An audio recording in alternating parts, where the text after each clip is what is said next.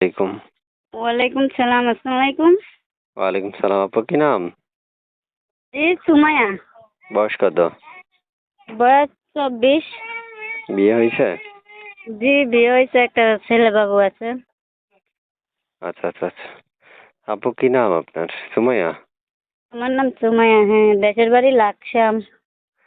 ওখানেই থাকেন? জি, সেখানেই থাকি। আচ্ছা, আচ্ছা। আপুর বাসায় কে কে আছে? আমার বাসায় কেউই, আমার বাবা মা নাই, সৎ মায়ের কাছে থাকি।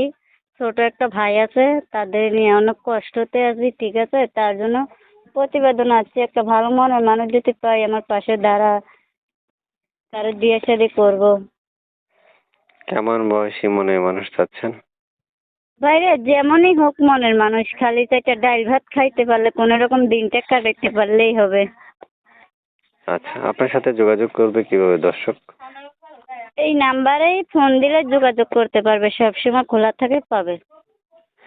প্রিয় দর্শকদের উদ্দেশ্যে শুনতে চাচ্ছি, আপনার লেখাপড়া আছে? জি না, লেখাপড়া করতে পারিনি। লেখাপড়া নাই? জি না। লেখাপড়া আপনার অভাবের কারণে করতে পারে নাই নাকি এমনি? জি, বাবা মাই ছিল না, লেখাপড়া করাইতে পারে নাই। ভর্তি করাইছিল বাবার, সৎ মায় পড়াইতে দেয় নাই বাবা মারা যাবার পরে, তার জন্য আমি পড়তে পারি নাই। প্রিয় দর্শক, আপনারা শুনতেছেন, আমি একজন আপুর সাথে কথা বলছি। চাইলে আপনারা আমার মতো তার সাথে কথা বলতে পারবেন, তবে ধৈর্য সহকারে পুরো কথাগুলো আগে শুনতে হবে।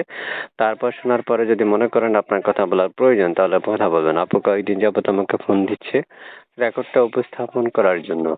একজন উপস্থাপক হিসেবে উপস্থাপনা করা আমার দায়িত্ব, যাচাই বাছাই করার দায়িত্ব একান্ত আপনাদের পার্সোনাল ব্যাপার। স্ক্রিনে দেওয়া যে নাম্বার থাকবে সেই নাম্বারে ফোন দিলেই আপনারা তার সাথে কথা বলতে পারবেন। ভালো থাকুন।